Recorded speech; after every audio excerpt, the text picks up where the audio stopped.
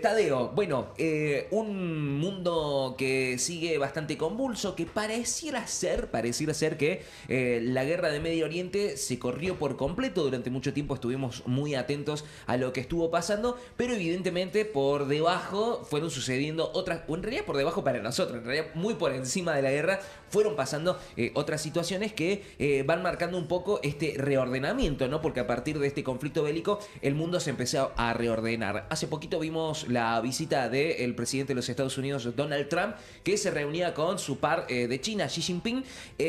Una de las cuestiones que me encanta a mí observar de los encuentros diplomáticos son las cuestiones corporales, ¿no? Cómo es el saludo, cómo es justamente la dinámica que van teniendo los principales líderes. Un Donald Trump que siempre, viste, cuando da la mano es como que tironea para su lado. No sé si lo han visto. Siempre Vos intenta... estás viendo mucho a Franco Piso. Le mandamos un beso a Franco. Pero me encanta ver... Pero es verdad eso, sí. Dice un montón. Y Donald Trump siempre le agarra la mano. ¿Y qué querrá decir eso? Obviamente se quiere imponer sobre esa persona, ¿no? Y le agarra la manito y le da palmaditas. Es dominancia, se llama. Dominancia. Muy bien. Y Xi Jinping pero lo manejó de ¿Me la puedo manera reír cada que vez que diga Xi Jinping? Sí, Bueno. por favor. Y lo supo manejar de una manera realmente muy, muy interesante. Contame, Tadeo, de qué se trata este encuentro, si realmente tuvo una relevancia como para la que nos intentaron vender a nosotros, o simplemente fue una visita más y dijeron, anda nomás, deja que los grandes arreglemos las cosas. Es muy interesante, querido Bruno, porque todo lo que tiene que ver con relaciones internacionales, los gestos y los símbolos son muy importantes, ya sepa que se sepan leer o no. Y en esta cumbre de Donald Trump con Xi Jinping, que como lo habíamos dicho, ya se venía prolongando hace mucho, se venía pateando hacia adelante para presentar algún resultado que por ahora vamos a ver si logra notarse algún rayito. Yo creo que está lejos de eso. Pero fue una reunión desde lo simbólico muy importante. Primero, desde que Donald Trump baja del One Force, de su avión, sí, a China, no es recibido por Xi Jinping. Es recibido por el vicepresidente del Partido Comunista. Desde ahí ya Donald Trump no tuvo un muy buen carácter. En todo momento Donald Trump lo vimos un poco descolocado, hablando y halagando a los chinos. Sí. En casi una, vamos a decirlo, cuando alguien quiere venderle algo a alguien. Chupamedia. Exactamente, Sí, totalmente. hablando mal y pronto. Bien chupamedia. Mal y pronto, pero comprensible para el Sí, lenguaje sí. cotidiano, sí. Fuera de lo diplomático. Muy salamero. Pero bueno, vimos un Donald Trump totalmente con esa actitud de vendedor, de querer reposicionar a Estados Unidos en China, de querer, la comitiva que llevó de todos los grandes empresarios de los Estados Unidos a China. Pero del otro lado, la cautela máxima de la diplomacia china y más de 5.000 años de historia creo que fueron más que contundentes, comenzando por que Xi Jinping no los recibió en el avión.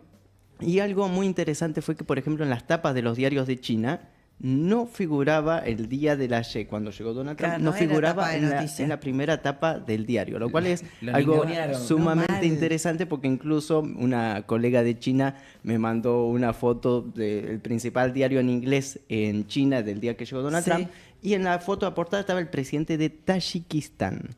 Tayikistán. Emomali Rahmon, por un acuerdo comercial que habían hecho, que ni siquiera había estado en esos días, era una semana anterior, pero Ay, imaginémonos el nivel de, vamos a decirlo, de estrato de alguna claro. manera No. de los chinos. En internacionales figuraba el amigo de Sí, Trump. sí. Es algo muy interesante.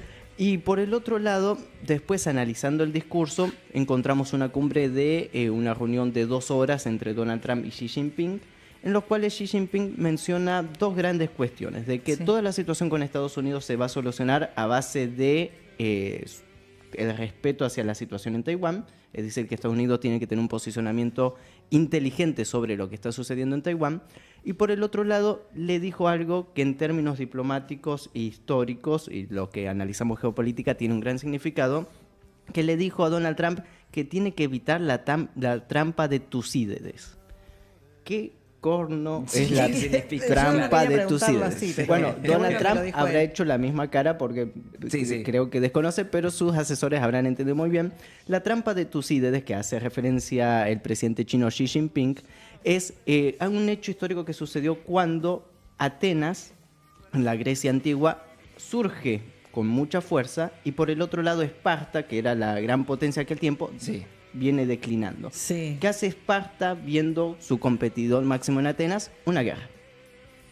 Entonces, ¿qué es lo que le dijo de alguna u otra manera Xi Jinping a Donald Trump? Le dijo, Estados Unidos está en declive, son Sí, Esparta, Claro. tienen que evitar la guerra contra la nueva potencia emergente que es China. Sería, de manera cordial le dijo que tiene que gestionar de manera inteligente y de manera responsable y de manera sabia su declive como potencia hegemónica. Ah, Qué bien, le cantó a las 40. Le digo, pasar a can- ser un cebollita con honra. claro.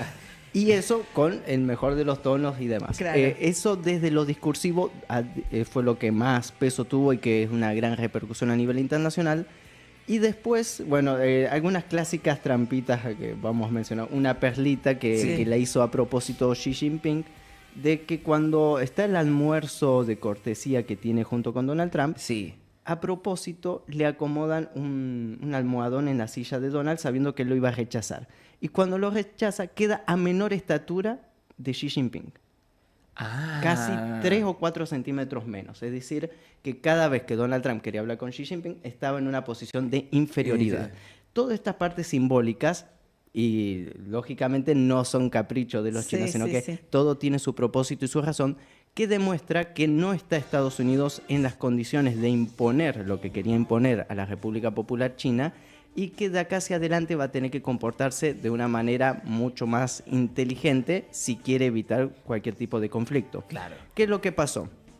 El año pasado, hace ya más de un año, veníamos arrastrando todo lo que fue la guerra comercial, los aranceles, Sí, las sí. sanciones. Que fue lo primero que arrancó a hacer Donald Trump, ¿no? Apenas asumió. Y que dijo, bueno, vamos a hacer que China sufra, los Sí. chinos no van a poder vender sus productos, demás, cosa que jamás sucedió y que al contrario fue un efecto boomerang porque se fortaleció el posicionamiento de China y Sí. Estados Unidos empezó a sufrir una inflación importante, Importante, que sigue sí. hasta el día de hoy. La guerra en contra de Irán por parte de Estados Unidos era para encarecer los costos en China sabiendo que se abastece del petróleo iraní. Ah, Tampoco sucedió, porque China ya se había precavido, había comprado casi 4 o 5 meses de reserva de petróleo, Siempre más pasa adelante. los gasoductos y oleoductos que vienen directamente de Rusia, que se habían inaugurado el año pasado, pasado. acelerando Sí, todos sí, los sí. planes. Bueno, entonces tampoco afectó ni los aranceles, ni la guerra, y todas las cartas que tenía Estados Unidos sobre la mesa parecen que no iban funcionando. ¿Y qué hace Donald Trump con esta visita? Lleva a los principales 30 empresarios de Estados Unidos, de todos los sectores de Estados Unidos, porque bueno, si no funcionó por las malas, ahora vamos por las buenas, vamos a intentar el señor Billetín, inversiones, megas inversiones de Estados Unidos, miles de millones de dólares, a cambio de que China no es que se detenga, sino que compita de igual a igual. De alguna Ok. manera, buscar una parálisis de China, Bien. es lo que se busca. Bien. Dentro de los sectores que hemos visto, es muy llamativo, estuvo el gerente general de Visa, las tarjetas. Sí, Sí. sí, sí. Porque- Justo hoy hablamos de las tarjetas de crédito. Es muy interesante porque Visa y Mastercard son las que utilizamos acá, Visa, Mastercard. Sí. Sí, sí, y sí. creemos que es universalmente. Bueno, Sí. China tiene otras plataformas de pago Como y la decíamos el tarjeta otro día. más Sí. utilizada en China es Union Pay, con más de 1.500 tarjetas impresas, lo cual supera al alcance Ampliamente. global a Claro. China y a Mastercard, y ya se utiliza en todo Asia. Es más, hay muchos comercios en cualquier país asiático que vos pagas con Union Pay, Visa y Mastercard. Bueno, claro. Bien, gracias. esa realidad complica financieramente a Estados Unidos. El auge también que mencionamos anteriormente, que el comercio mundial de los barriles de petróleo ya no se hagan necesariamente en dólares, también complica a Estados Unidos. Elon Musk tratando de tener principalmente los autos eléctricos por una parte, por otra parte los nuevos sistemas chinos de sus cohetes Sí, y el sí, programa sí. espacial. Absolutamente todos los sectores empresariales de Estados Unidos con sus competidores a la par chinos estuvieron perdiendo. jodidos. Claro. Y esa fue la otra que hizo Xi Jinping, sentó a los empresarios chinos y a los norteamericanos así, enfrentados, frente a frente en esta cumbre.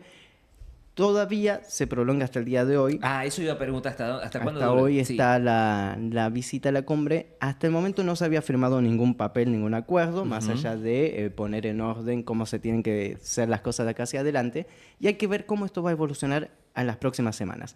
Todos los expertos y analistas chinos dicen que no hay que tener ninguna esperanza de que esto va a solucionar la situación del mundo, ni mucho menos. Obvio, sí, que sí. no existe una confianza entre China y Estados Unidos después de todo lo que hemos visto el último año, y que además Donald Trump es 100% cambiante. Sí, Sí. también, ¿no? Es una Entonces, personalidad bastante negociar particular. con toda esta situación es muy complicado, sumado a dos cuestiones, que esto es lo más gracioso que sucedió. A ver. El secretario de Estado de Estados Unidos, el ministro de Exteriores, para cualquier otro, Marco Rubio, Marco Rubio. está sancionado por China y no puede ingresar a China legalmente por su apoyo a Taiwán y la venta de armamento a Taiwán. Recuerdo, sí. Ok. Bueno, llega a China con la delegación de Donald Trump y China en la entrada del país le sella el Pará, pasaporte. pará. ¿Sí? No, no, No, eso digo, sí, le sí. dijeron, pare Sí. usted. Pare usted. Se detiene aquí. Le cambiaron el nombre. No. Lo registran con otro nombre y apellido para que pueda ingresar a China. Los propios Los chinos, de manera cordial para Sí. Ah, ok. no Le impedirle dan la un entrada y permiso. que sea un escándalo diplomático. Claro. Le cambiaron el apellido y se llamó Marco Lu. Marco Lu. Ay, no. Qué bien los chinos con esas cosas. Esa ¿no? la jugaron muy bien. Y después el secretario de Guerra de Estados Unidos, Pete Hex, también estaba ahí sancionado. Lo dejaron ingresar, no le cambiaron el apellido. Sí. Pero hay algo que ahí va a tener un quiebre interno Donald Trump y que por eso los chinos también aprovechan las debilidades del oponente, porque el tema Taiwán, tanto Marco Rubio como Pete Hex, tienen importantes intereses económicos monetarios con las empresas que venden armamento a Taiwán. Y después de esta reunión que hubo entre Donald Trump y Xi Jinping, habla Marco Rubio en una entrevista internacional y dice: nosotros no vamos a cambiar un centímetro de nuestra posición respecto a Taiwán. Bueno, negociar bajo esa situación va a ser muy complicado. Estaba viendo también, dentro de los videos y el material que se empezó a conocer de la visita, de un Marco Rubio anonadado por el lugar donde se desarrollaba esta reunión. Entiendo que son techos con dibujos y cuestiones Debe ser arquitectónicas, claro, muy bonitas. Y se lo ve al tipo como... Se olvidó de repente que Claro, era sí. que era parte de una delegación de Estados Unidos. Muy sorprendido No por pudo todo, ni ¿no? disimular lo que le generaba Y el todo. loco miraba y llamaba a otro como diciendo: miren lo que es esto, es una locura. Hay un ¿no? comentario, Sí. si quieren lo leo, dice Mauri. Se quiere imponer y dominar, ya lo intentó con Vladimir, pero no le dio mucha importancia. Con Xi Jinping intentó algo parecido, pero no lo logra nunca el pelos de lote. Se cree el ombligo del mundillo. Pelos de lote, me encanta. Pelito de choclo. Yo me quedo con eso, pelo de lote, me Sí, encanta sí, que sí, le digan. me gusta.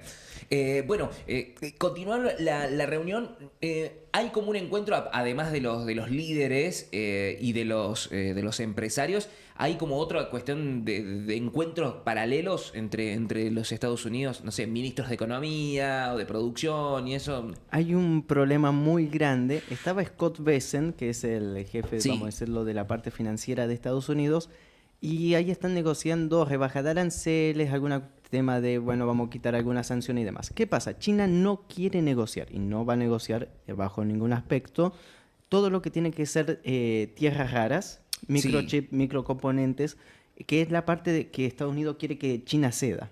Claro. Recordemos que China tiene procesamiento del 95% de las tierras raras del mundo, es decir, el único país que tiene las maquinarias para procesar, y con esas tierras raras se hacen todo lo que son los mirá. nanocomponentes. No tenía esa... No, yo tampoco. Tiene una ventaja muy grande, eso lo desarrolló en la década del 80, entonces predijo 40 años hacia adelante, ya tenía previsto todo lo que iba a suceder y hacia dónde iba a apuntar el mundo. Entonces, toda esa industria la tiene y Estados Unidos tardaría fácil una década en tener lo que actualmente tiene China. Entonces, en medio de eso, esa era una de las negociaciones, no se va a dar. Y por el otro lado, la mitad del gabinete de China no está en China. ¿Por qué? Porque en medio de todo esto estaba la cumbre de cancilleres del BRICS en la India. Bueno, Y, expliquemos qué es el BRICS. El BRICS es el conjunto internacional económico más grande del mundo, en lo cual compone a Brasil, Rusia, India, China, Sudáfrica, más 12 países agregados, Arabia Saudí, Emiratos, Irán, Turquía. Bueno, hay una gama muy, muy importante de países miembros del BRICS, que es una alternativa global al sistema que conocemos en línea general.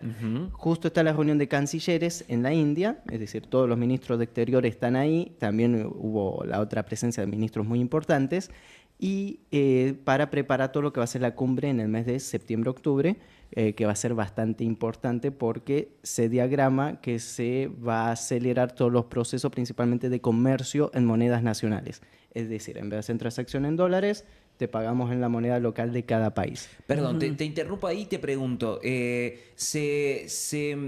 ¿tiene como objetivo un poquito más adelante la incorporación de nuevas potencias, de nuevos países dentro del BRICS? ¿Eso se analiza? De manera continua. Ah. Recordemos que Argentina estaba invitada y que fue Javier Milei quien declina la opción de entrar al BRICS, lo cual hubiera sido una buena alternativa económica para Argentina porque el Banco de Desarrollo del BRICS, que es un fondo monetario alternativo, Claro. no impone condiciones de pago ni de ajuste hacia los países. Es decir, te prestan dinero, los va a devolver con un plan de pago, pero que no es usurero, es decir, no hay tasas de intereses que son una locura y tampoco te obligan a que tengas políticas fiscales en tus países. Claro, y aparte los de esto- requisitos esos que nos ponen a nosotros. Y aparte de esto que decimos, nosotros dentro de las exigencias cuando nos hace el préstamo el Fondo Monetario Internacional, está estas cuestiones de una reforma laboral, una reforma previsional, la reforma en educación, digamos, que quieren modificar completamente un Estado, ¿no? Y a base de eso, para eso existe el BRICS con todas sus herramientas, principalmente,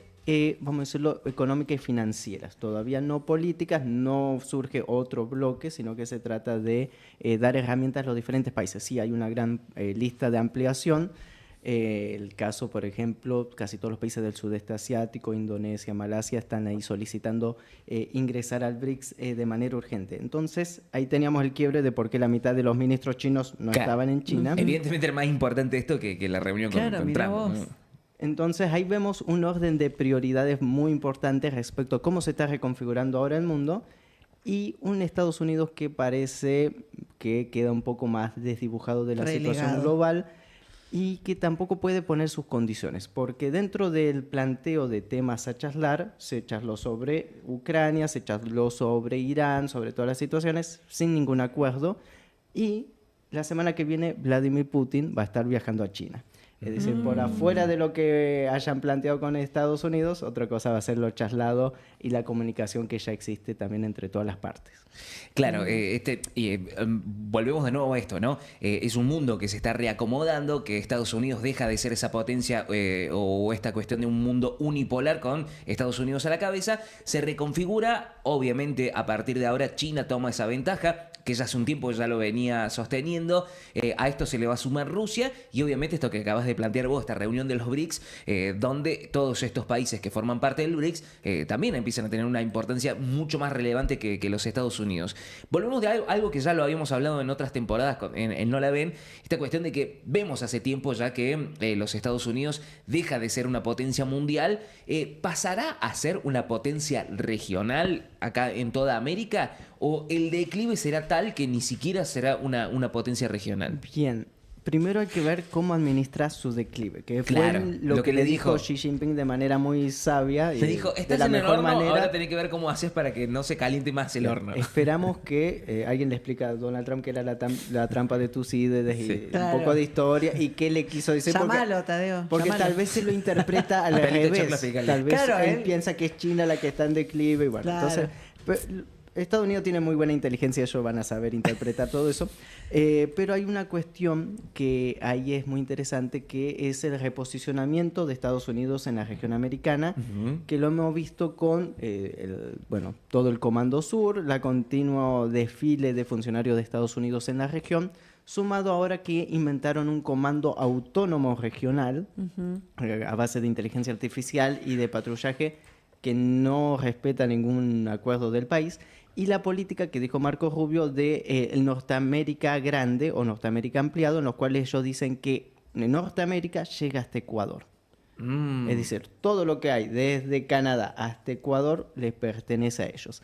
De alguna manera es el reposicionamiento de Estados Unidos, viendo que ella no puede, esto se llama la trampa del imperio extendido también, de que si uno, en criollo, el que mucho abarca, poco aprieta. sí, sí, sí. Es lo que le pasó a Estados Unidos, lo que le pasa generalmente a casi todos los imperios que tratan de abarcar mucho y no le da la capacidad de administrar absolutamente todo. Eso le pasó, por ejemplo, al Imperio Británico en el siglo XIX, con todas sus colonias, y después en el siglo XX, y ahora en el XXI cada vez Directamente, menos. sí. Entonces es un proceso natural que todo imperio le ha pasado, pero ahí entra interpretar y entender hacia dónde se va a posicionar. Eso todavía es la carta que le queda a Estados Unidos. Puede generar más daño, menor daño, puede jugar bien sus cartas para mantener una autonomía y una potencia todavía durante unas décadas. Claro. Eso depende del posicionamiento. Lo que estamos viendo es que a partir de todos los errores que ha venido cometiendo de manera continua, lo único que ha hecho es acelerar su proceso de descomposición. Lo cual, bueno, es bastante grave para un Estados Unidos, una potencia que a diferencia de cualquier otra potencia, tiene armas nucleares. Entonces, bueno, Ay, ese es otro panorama terror. que entra en los análisis internacionales. Que justamente en América el único, digamos, que dispone de esa potencia bélica son los Estados Unidos, ¿no? En toda América. Ahora, ¿qué posicionamiento teniendo en cuenta? Volvemos de nuevo con la cuestión económica, que al fin y al cabo es lo que termina moviendo al mundo, la cuestión de los pesos y los centavos. Un Brasil que forma parte del BRICS, ¿cómo se posiciona Brasil ante esta cuestión? Que evidentemente, teniendo en cuenta el famoso reculando en chancletas que tiene los Estados Unidos, ¿qué pasa con Brasil justamente en toda América? Bueno, un Lula octogenario, Sí. que se reunió la semana pasada con Donald Trump y dijo, este es mi mejor amigo y nos entendemos en absolutamente todos los temas. Ah, ok. Un Lula que en su política exterior viene y va, Sí. muy contradictorio, para la región muy perjudicial. Recordemos que todo lo que sucedió en Venezuela el 3 de enero, la Sí. intervención y demás, Sí. fue porque Lula lo habilitó, él dejó las puertas abiertas a que toda esta situación suceda. Brasil trata de imponer de manera, vamos a decir, contundente su posicionamiento a nivel regional. Lo que quiere lograr Lula es que todos los países limítrofes dependan de Brasil, Ahí va. Ujú. lo cual es muy complicado y es perjudicial para todos. Y a la misma vez quiere que Brasil dependa de Estados Unidos. Entonces es muy complicada esa situación, no es clara, no es coherente y con un agregado. Hay elecciones presidenciales este año en Brasil. Muy este año probablemente son. Mirá. Lula no reelija. Ujú. O sea, él es candidato, Sí. pero muy probablemente el hijo de Bolsonaro tiene el que muchas viene- chances de ganar. Sí. Y Lula comete un error al decir en Washington, soy muy amigo de Donald Trump, Estados Unidos no va a intervenir en mis elecciones nacionales. Claro. Ver para creer. Totalmente. Entonces, con la seguidilla que viene Estados Unidos el año pasado que dijo voten a Milei porque los argentinos se están muriendo de hambre y pueden pasar cosas si no gana, pasando a las elecciones en Honduras que también dijo voten a viene con una dinámica de imponer candidatos y un Donald Trump que es amigo número 1 de Bolsonaro, estaba en su club y demás. Sí, sí. Entonces creo que esa jugada va a ser perjudicial para Lula, que muy creyente de una especie de relaciones internacionales que ya no existe en esta etapa del mundo, por lo cual me parece que fue un error no menor. Tiene un posicionamiento muy interesante Brasil, tiene un crecimiento económico sostenido durante bastante años, nunca cambió vamos a decirlo, la estructura económica de Brasil, la pobreza estructural. En Brasil, si vos naciste clase media, clase baja, vas a ser Vas a ser- clase No hay baja. movilidad, No digamos. tenés manera de ascender. Incluso el nivel universitario, démonos la siguiente dimensión. Brasil tiene más de 200 millones de habitantes, casi 300. Argentina tiene 45. Tenemos la misma cantidad de universitarios. Claro, O mirá sea, vos. démonos ese nivel también en la universidad pública. Creo que son un promedio de 2,5 millones de argentinos que estudian en la universidad y el mismo número en Brasil. Claro. Entonces, bueno, no hay un avance de cambio estructural de la realidad. Cambiar la realidad, o sea, dar una bolsa de comida no es cambiar la realidad. No, Claro, no, ni completamente. hablar. Y eso es lo que ha hecho Lula de manera continua. Que es mucho mejor dar una bolsa de comida que se mueran de hambre, sí, por supuesto. Totalmente. Pero no cambia de fondo la estructura y esa misma estructura del sistema te va a jugar en contra cuando crea conveniente. Entonces, estamos en ese proceso, en un año electoral muy movido también en Brasil. Totalmente. ¿Qué va a pasar a partir de ahora con Irán, teniendo en cuenta post-guerra, que evidentemente ya, más allá de los intentos de alto al fuego y de distintas idas y vueltas de arreglos diplomáticos que intenta hacer los Estados Unidos con Irán, Irán evidentemente sale fortalecido de este conflicto. ¿Qué posicionamiento empieza a tener a partir de ahora en Medio Oriente? Y si ya China y Rusia ya directamente están negociando con Irán cuestiones relacionadas justamente con el petróleo, con ser como un eje estabilizador también dentro de Medio Oriente. Bien, lo de Irán es sumamente interesante porque, como lo hemos mencionado también anteriormente en Rayo Media, Irán es una potencia emergente. Nadie puede ignorar que es un país sumamente importante, que tiene una industria importante, que es uno de los principales productores energéticos de mayor relevancia, y ahora también quedó en claro que es una potencia militar por todas las reglas. Hay que tener respeto. Entonces, Irán ha quedado muy bien posicionado. Hay que ver qué va a hacer Estados Unidos. Recordemos que hasta ahora viene con una tregua prolongada, que Sí. puede ser una tregua prolongada al infinito y más Sí, allá. el provisorio para siempre. Algo clásico, clásico argentino, por cierto, que parece que lo ató con alambre y lo Detesto dejó los que provisorios. siga por el camino. Y eso, lógicamente, quien sacó pecho y músculo fue Irán, logró contener toda la situación. Todavía se están intercambiando propuestas de paz de largo plazo y demás, muy Sí. difíciles que se den, pero eso ha dejado un país sumamente fuerte, fortalecido políticamente a nivel interno, a nivel externo también, con una gran proyección. Irán es parte del BRICS, está el canciller iraní actualmente en la India, se reunió con los rusos, se reunió con los chinos. El comercio fluye, eso es otra cosa muy interesante, por mar y por tierra, con todas las vías férreas que existen. Recordemos que, por cierto, la mejor manera de transporte terrestre es el tren. En Argentina nos quitaron el tren por eso mismo, por Totalmente. todo lo que significa. Sí. Y fijémonos que en realidad en toda América Latina casi que no existe el tren. Es una Sí, ideología sí, sí. detrás de eso. Ujú. En el resto del mundo todo el comercio es prácticamente Vía en tren. Entonces eso Irán lo tiene, funciona, va bien en materias primas, recursos, y económicamente también ha quedado muy bien posicionado. Entonces hay muchas cuestiones que a lo largo de los próximos años vamos a ver que va a ganar una mayor relevancia de la que ya tenía. Ahora bien, si Estados Unidos no logra sellar la situación del programa nuclear, no lo vamos a decir, pero lo vamos a decir, es Sí. muy probablemente que tengamos una nueva potencia nuclear en auge. Emergente, claro. Dígase, con el acceso, ya sea que lo tenga ahora o en un futuro, de armas nucleares por parte de Irán, lo cual también equilibraría un poco la balanza, teniendo en cuenta que quien juró destruir Irán es Israel, que sí tiene armas de destrucción masiva. Exacto. Entonces, de alguna manera, la destrucción mutua garantizada, como en Corea, garantiza Estabilidad. una estabilidad, una paz. Suena contradictorio, Ay, sí. pero bueno, Qué bárbaro. así funciona lamentablemente nuestro mundo en la actualidad. 10:46 en la República Argentina. Acabamos de conversar con Tadeo Castiglione, nuestro especialista en política internacional, en relaciones internacionales. Bueno, justamente entendiendo un poco de qué se trató esta visita de Donald Trump y de toda una delegación de empresarios a China. Una China que le dijo, no, máquina, que Sí, déjame sí. que los grandes Tranqui, arreglamos tranqui. esto. Y aparte le dijo, estás en el horno, solamente tenés que ver cómo te cocinas en el horno. O sea, a fuego lento o te arrebatás, ¿no? Me parece que eso fue genial que se lo hayan dicho así. Habrá que ver si realmente, tal cual como vos lo decís, lo terminan de entender. Tenemos un saludo para Tadeo. Sí, ¿qué dice? Por WhatsApp. Sí. Nos están escribiendo, gente en el WhatsApp. 299-411-2904, nuestro número. Sí. Dice, buen día, estoy probando el WhatsApp. Ah, Jorge. Jorge. Dice, saludas a Tovarich. Muy interesante su columna.